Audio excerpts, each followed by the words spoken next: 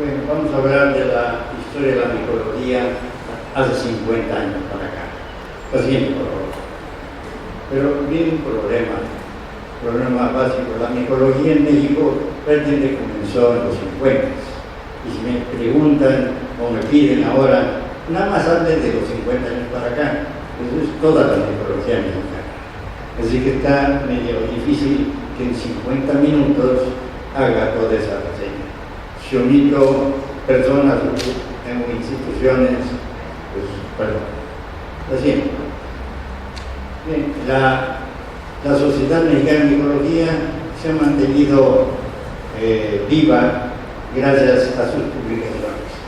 Como decía el doctor Gerardo Mata, primero el boletín de la Sociedad Mexicana de Micología, que año con año se publicaba entre el doctor Teófilo Herrera, Célebo y yo, y después únicamente yo quedé durante 20 años editando ese boletín, y el 20 salió tan grueso, cuando se lo presentamos a CONACYT, que nos financiaba aquella publicación, nos hizo ver que eso no era un boletín, sino una revista, que bien convertido en revista, y nació la Revista Mexicana de Micología, que afortunadamente está en muy buenas manos con Gerardo Mata como editor. Ojalá puedan seguir. Aunque la institución, nuestra asociación, ha sufrido ciertas bajadas, ciertos problemillas, no todo ha sido dolorosa, y el problemilla es como haber perdido el registro de la Secretaría de Hacienda. Eso implica que ahora que se tenga que inscribir de nuevo a la sociedad, tiene que cambiar de nombre. No se puede usar ya el nombre de la Sociedad Mexicana de Micología. Y la Revista Mexicana de Micología también tiene que cambiar. Son pequeños tropiezos dentro de esta larga hilera de los 50 años. La siguiente. Bien, la micología.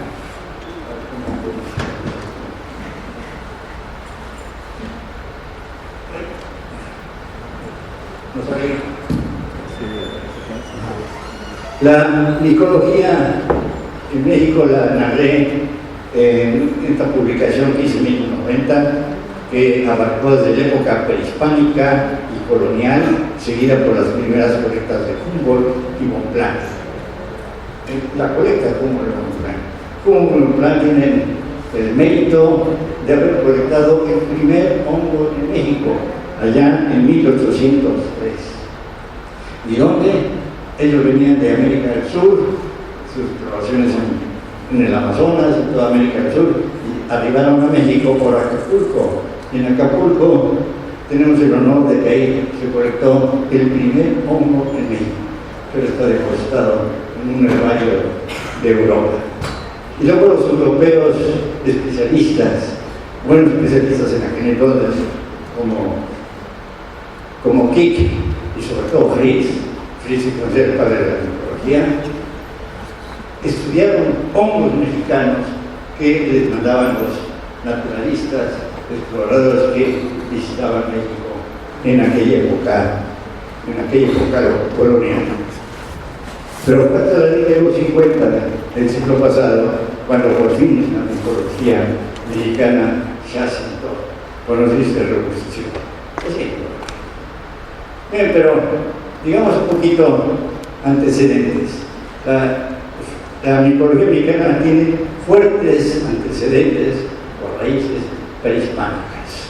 Lo podemos ver en esta figurita tan bonita de unos 20 centímetros de altura, algo así, de arcilla. Fue encontrada en una región, en una zona arqueológica de Colima, cerca, en las faldas de Nueva Colima, hacia Colima. Y representa un hongo y 4 personajes que lo están rodeando, y si observan la cara, tienen cara de asombro. Pues, supuestamente la interpretación que le damos a esta figura, que son 4 personajes no bailando como se reportó la primera vez que se descubrió esta figura, no están bailando. Cuando se comen hongos alucinógenos no se puede caminar, mucho menos bailar. Se están deteniendo uno con otro con los brazos y están viendo, ahí se ve el conocimiento de los indígenas, están viendo el hongo gigante, porque el comer los hongos alucinógenos produce una sensación de enanismo. Todo se ve gigante, todo se ve grande. Entonces ellos están admirados viendo que el honguito que se habían comido pues es un hongote. Y otra cosa, si lo pueden ver aquí, el turbante o sombrero de los 4 personajes es una víbora, y la víbora fue muy importante en las culturas indígenas, sobre todo en la azteca, que representaba Quetzalcóatl.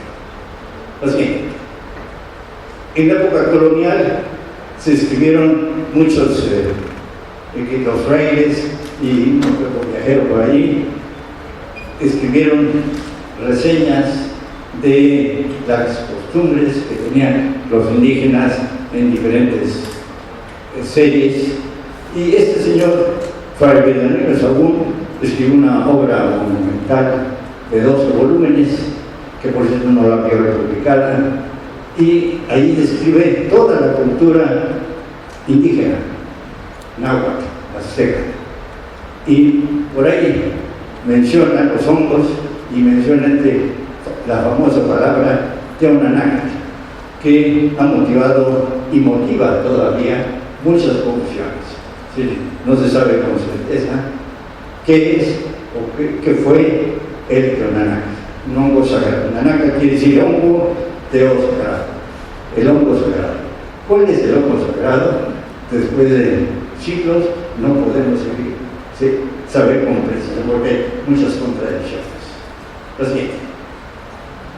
Pero además de las levaduras y hongos patógenos, que fueron los primeros que estuvieron en México, ya hablando científicamente, de levaduras, de hongos patógenos, se empezaron a estudiar los hongos grandotes, los macroscópicos, por la atención que ellos daban. Y citemos, por ejemplo, el hongo enchilado, el Conchus proposus, que es muy común en los bosques coníferas de México, o el clásico hongo venenoso, la Amanita muscaria, matamoscas, que se le tiene como un hongo mortífero. Y no, es un hongo que si se lo comen después de vómitos muy ligeros y alucinaciones, y no mata, nunca mata, simplemente no mata, pero ataranta. Así. Y ya hablando de la micología como tal, este señor, doctor González Ochoa, es el pionero de la micología médica en México. Tiene ese mérito, trabajó muchos años en el Instituto de Enfermedades Tropicales de allá de la Ciudad de México, y tuvo la virtud, digamos, de crear escuelas. Formó muchos micólogos, paciente por favor, y formó nada menos que a nuestro buen amigo, compañero, colega, doctor Rubén López, que fue presidente de nuestra sociedad, y él hizo el primer Congreso Nacional de Micología en 1982 en Jalapa, Veracruz. Sí tiene este mérito muy médico, y sin embargo hizo todo un congreso de micología en aquellos tiempos. Y quiso salir de la Ciudad de México, hizo muy bien, escogió Jalapa, Veracruz. Enhorabuena, doctor. Pero bueno, pues, la siguiente. En ese entonces, la micología andaba apenas renaciendo, y aquí tenemos la primera lista de hongos de México.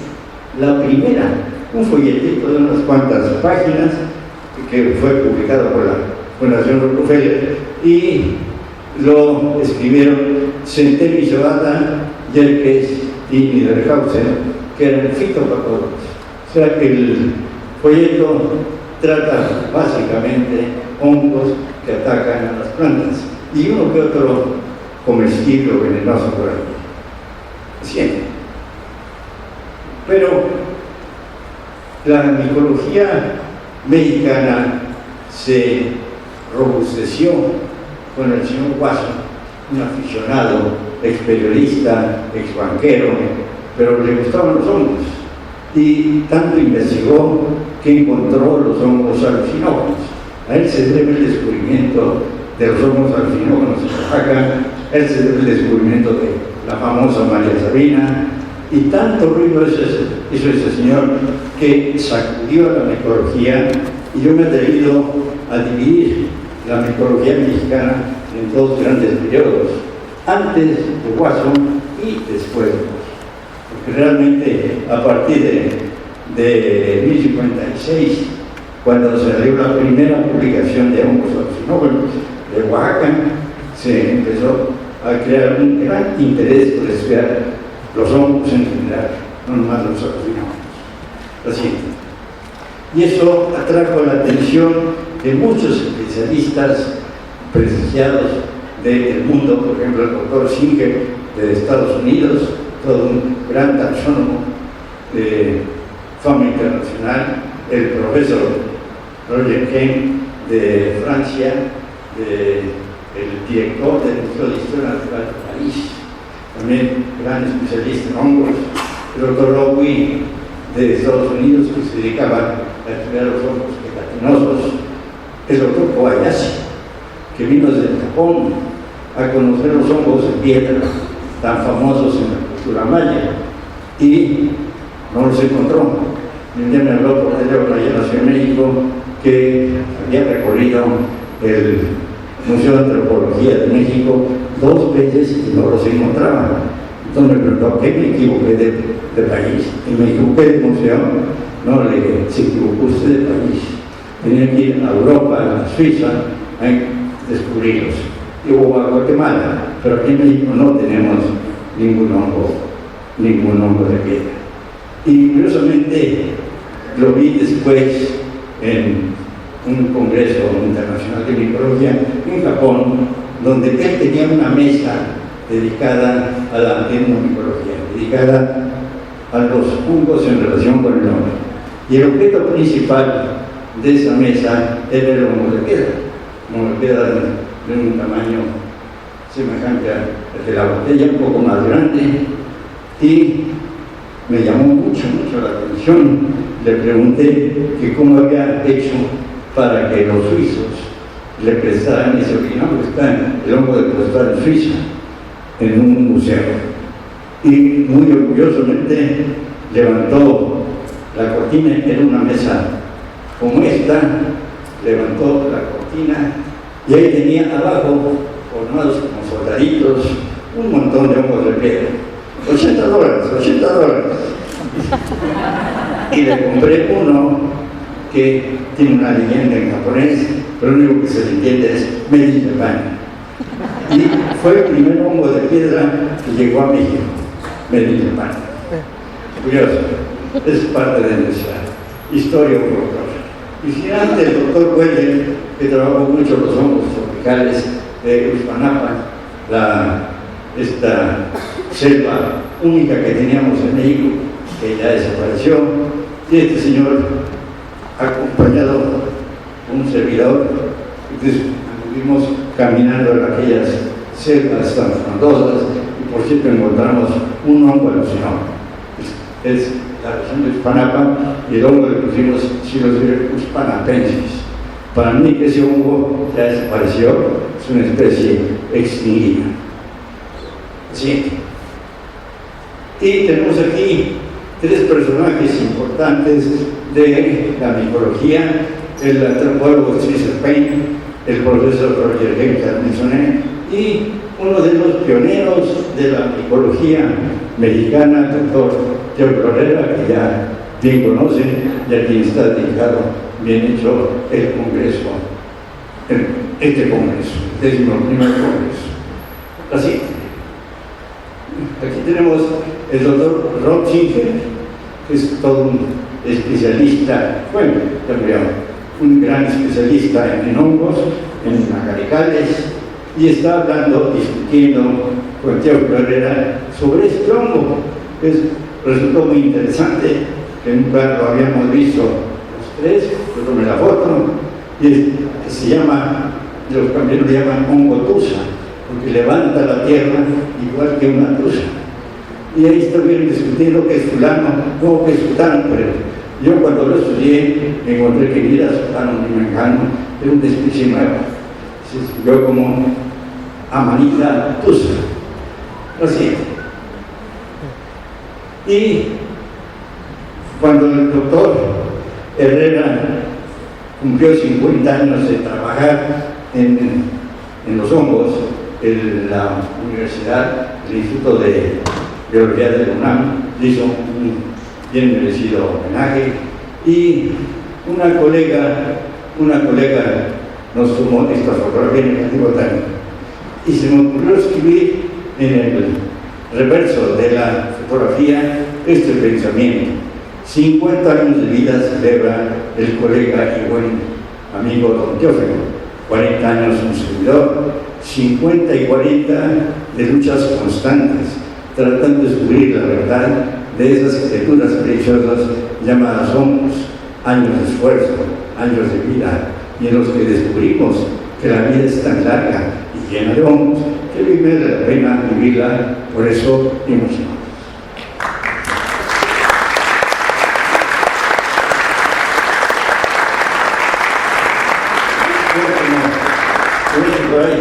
Que los científicos somos medio locos, tenemos a veces cuestiones románticas, poéticas, etc. ¿Por qué no? Somos seres humanos normales, aparentemente. Así, una parte importante de la micología mexicana es la etnomicología, que se dedica a estudiar los hongos en relación con las diferentes etnias, los indios de aquí de México. Y en los mercados, ya sea de aquí del Distrito Federal, de allá del Distrito Federal, aquí mismo en Yucatán, etc., encontramos la venta de hongos comestibles en forma muy folclórica. Aquí esta señora está vendiendo los tecomates, que son unos hongos anaranjados, muy llamativos, muy sabrosos, que le llaman tecomate precisamente, que pertenecen al complejo Amanita cesaria, que posteriormente fue estudiado por Guzmán y Ramírez Guillén y descubrimos que es un complejo de alrededor de 10 especies, lo que se llamaba Amanita cesaria. Así. El estudio de la micología mexicana en los últimos años ha recaído en la fundación o robustecimiento de instituciones y asociaciones como estas que indico aquí en la pantalla: el Instituto de Biología de la UNAM, en primer lugar, la Facultad de Ciencias de la UNAM, la Escuela Nacional de Ciencias Biológicas de IPN, el ECOSUR de Tapachula, el Tecnológico de Ciudad Victoria, Tamaulipas, la Facultad de Biología de la Universidad Autónoma de Morelos, el CICI de Yucatán, la Universidad Autónoma de Yucatán, así, y otros muchos que, sin cuidado, muchos he omitido aquí involuntariamente, algunos como el CIMPESTAT de México y de Guanajuato, una institución muy importante donde se están haciendo investigaciones sobre todo bioquímicas de los hongos en general, y otras que se me han escapado a la memoria, pero son más. Sí, nos sentimos un poco tranquilos de que hay bastantes instituciones que laboran directa o indirectamente con hongos, desde Baja California hasta Yucatán. Así. Y en la época actual, en pleno florecimiento de los estudios sobre los hongos, los estamos estudiando desde el punto de vista médico, químico, biotecnológico, ecológico, fitogeográfico, taxonómico, en micromicetos del suelo y en macromicetos, estudio de las micorrizas, cultivo de hongos comestibles, que está en pleno apogeo, el cultivo de los hongos, cultivo de estudios moleculares y biogenéticos, que también ya se practican prácticamente en todas las instituciones de México, y publicaciones diversas de libros de identificación y divulgación sobre hongos, que antes no teníamos. Hace 50 años no teníamos más que aquel folleto que les presenté. Así. Aquí un ejemplo de estos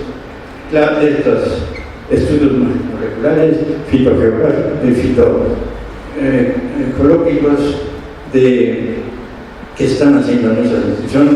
Por ejemplo, en la Universidad de Guadalajara hicieron el estudio molecular de lo filogenético del psilocibe y se comprobó lo que ya los estadounidenses habían encontrado, que el psilocibe tiene dos grandes clados. Los de arriba son los hongos que se manchan de azul y tienen psilocibina, son los hongos alucinógenos. Y los de abajo ni se manchan ni tienen psilocibina, y estaban como psilocibe. Entonces se agregaron al antiguo género de cónica. Es decir, qué bueno, porque yo, como dijo el Gerardo Mata, que estoy preparando la segunda edición de mi libro del psilocibe, esto me ayuda porque me quita todo este montón de nombres. Nomás me tengo que dedicar a aquellos y otros muchos que andan en mi alrededor.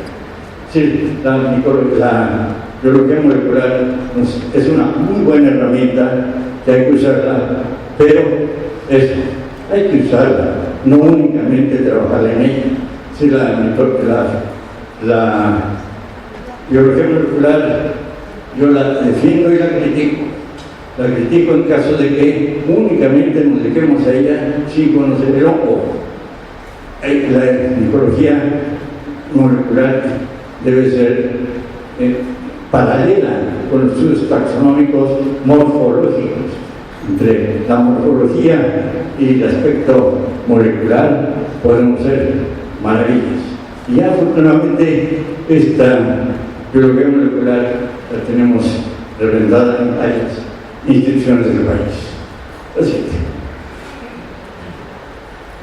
que, hablando ahora de exposiciones, se hicieron en México muchas exposiciones y comenzaron desde 1976 en la Casa del Agua de Chapultepec. Ahí se nos ocurrió hacer la primera, hace ya muchos años, como una experimentación, a ver si pegaba o no pegaba. Teníamos nuestras dudas y tanto pegó que la exposición duró un día. El público nos exigía que durara lo menos una semana o que fuera permanente, pero no eran enchiladas, tener hongos frescos ahí exhibidos. Los hongos frescos se descomponen en 24 horas. En fin, pero esto nos dio la pauta para continuar. La idea de las exposiciones de hongos la seguí cuando estaba visitando al profesor Hem de París.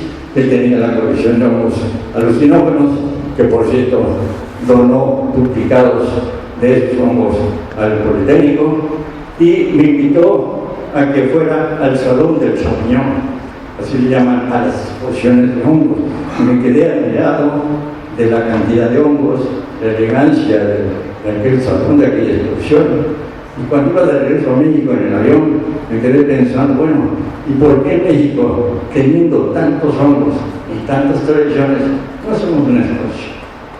Tardé varios años en encontrar la idea y por fin en el 76 nos echamos a la carrera. Se hicieron, ahí le pusimos exposición nacional, porque nos ayudaron, colaboraron muchas instituciones, como la Universidad de Morelos, la de Michoacán, la de Veracruz y otras que me escapan a la memoria. Sí tenían carácter nacional, a pesar de que estaba en el Distrito Federal. Así pero después salieron varias exposiciones, y por ejemplo en el estado de Morelos, en Puebla, y otras muchas simultáneas, inclusive cada año había exposiciones en Distrito Federal o en diversas entidades del país. Así, por favor, aquí tenemos la exposición de hongos de lo que era el INIER, o de Ecología, allá en año 85, y el póster de la exposición de Morales. Se hicieron muchas exposiciones, que eso revitalizó un poquito el estudio de los hongos, el micólogo, la micología, que la gente común y corriente, la gente de la calle, entendió por qué se estudian los hongos. Porque en esas exposiciones poníamos una gran mesa con hongos comestibles y una pequeña mesa con hongos venenosos. Y no era intencional, no era trampa, es así. Hay más hongos comestibles que venenosos y la gente cree que es al revés. Entonces ahí estaban aprendiendo que hay más diversidad de hongos comestibles y todos los nombres populares, además científicos, que de hongos venenosos.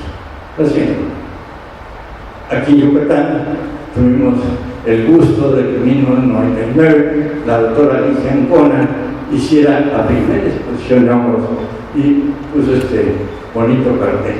También fue un éxito porque los hongos de aquí de Yucatán son tropicales, muy diferentes a los hongos de allá de la parte central de México, de las zonas de coníferas. Entonces fue todo un gran esfuerzo el que hicieron aquí en Yucatán para esa exposición. Así. Pero se siguió más o menos, se sigue más o menos la tradición, pero ahora ya no se dividen en mesas, ya no se ponen clasificados, ahora se presentan revueltos sin ninguna información, como podemos ver aquí. ¿Qué es esto? ¿Se come o no se come? De aquel, etc. Y estos dos, señalados con flechas, son hongos alucinógenos. Yo los identifico simplemente por la forma y color, ya está casi el cuerpo. Y están revueltos con un hongo que es posiblemente venenoso, que es comestible. Y para el público, pues esto no tiene ningún interés, si te los confundimos. Si hubieran puesto los venenos por allá, por acá, y los alucinógenos en otro lugar, sería más interesante. Y además, en aquellas exposiciones de hongos tenían otro objetivo: terminar la exposición o simultáneamente con ella, según pasaban los días, se iban seleccionando especímenes, se secaban y pasaban a incorporarse a las colecciones de hongos. Entonces, exposiciones enriquecieron los herbarios, las colecciones de hongos. Ahora simplemente se echa en la mesa, termina la exposición y con una pala recogen aquello y por ahí por la otra. La siguiente. Paralelamente con las exposiciones, se han publicado en México ya muchos libros, afortunadamente.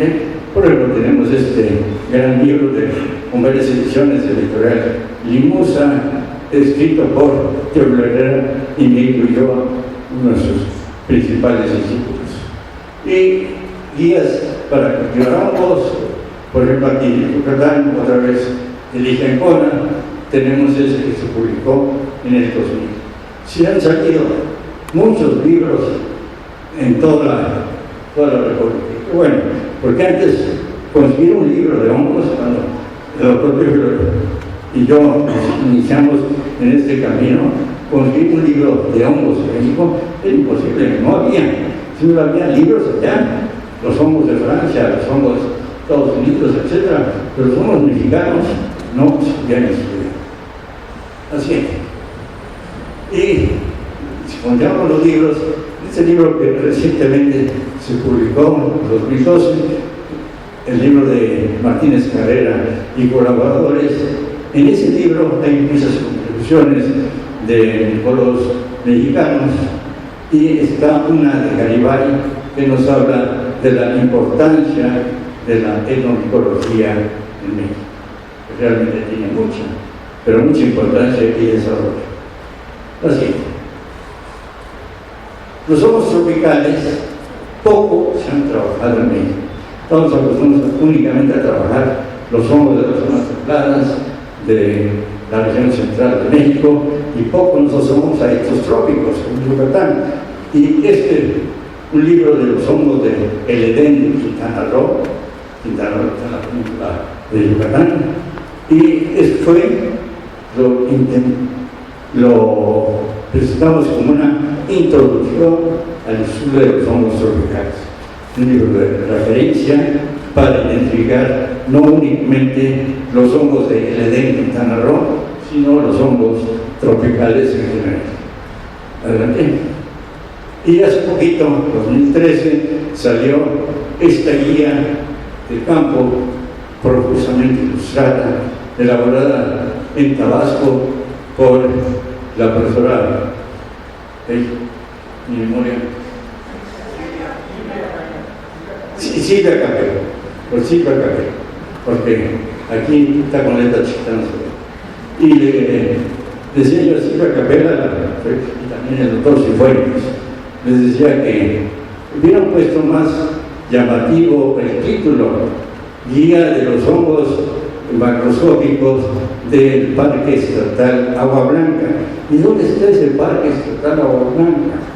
Por favor, siempre yo le hubiera puesto Guía para identificar hongos tropicales en Tabasco. Y ha sido más necesario. Porque los hongos de agua blanca pueden ser aguas fuertes también. Así. Y hablando de libros, hace poco acaba de salir esta obra monumental, muy buena, porque parece mentira, en los desiertos también hay hongos. Cuesta mucho trabajo colectarlos, hay que caminar y caminar bajo el sol ardiente de esas zonas áridas, pero el doctor Esqueda y su gran equipo de trabajo han logrado reunir muchos hongos y siguen reuniendo, que tienen una colección de más de 15.000 especímenes y cosas nuevas, muy interesantes. Por ejemplo, la siguiente, pero aquí están un ejemplo de 3 géneros de hongos de jerófitos. Se le llama jerófitos porque crecen en zonas áridas, en zonas donde piensa uno que no se dan los hongos. Y son hongos muy especiales que tienen poca carnosidad. Están adaptados a esos medios superáridos. El Polaxis, el Batarroides, Batarroides, el geno Batarroides, fue descrito por el doctor Teodoro Herrera de San Luis Potosí, allá hace varios años. Y el geno Pulostoma, que es el que ahora están haciendo los discípulos del doctor Esqueda, están haciendo una monografía de estos hongos que crecen muy bien en las zonas áridas. Paciente. Y Corvalio, en esos últimos 50 años, la micología de México ha logrado su madurez con numerosas instituciones en donde se estudian bajo los hongos, bajo diversos puntos de vista, como son los taxonómicos, moleculares, fitopatológicos, químicos, bioquímicos, médicos, industriales, ecológico, químico-geográfico, micorrizas entomicológicos y el cultivo de hongos comestibles. Pero sin embargo, no nos sentemos, digamos, ya terminamos. Falta mucho, pero mucho que hacer. Apenas estamos conociendo la microbiota mexicana. Falta mucho que hacer y aplicarla por acá, por allá. ¿Sí? Necesitamos formar más gente. Así que falta estimular a los jóvenes y, por qué no, también a los niños. Hay que continuar con las exposiciones, con los libros de divulgación, además de los muy estrictamente científicos, para difundir la micología. Yo tengo la satisfacción enorme de haber formado discípulos que ahora son destacados micólogos desde Baja California hasta por acá. Y voy a mencionar algunos he pido excusas si se me pasó alguno por ahí. En Baja California está la doctora Nara Ayala, en Ensenada, de la Universidad de California, Baja California.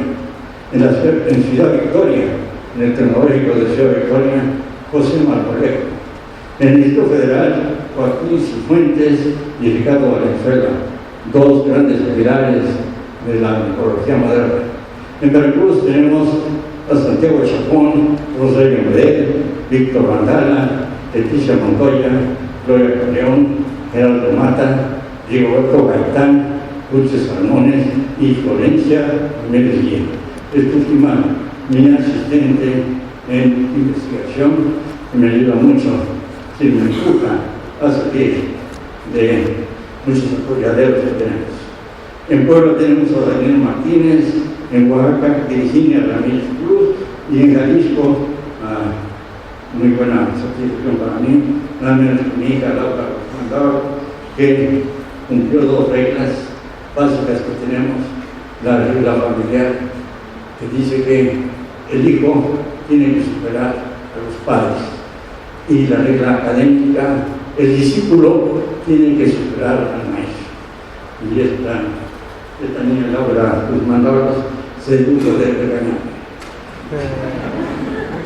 En fin, creo que es todo.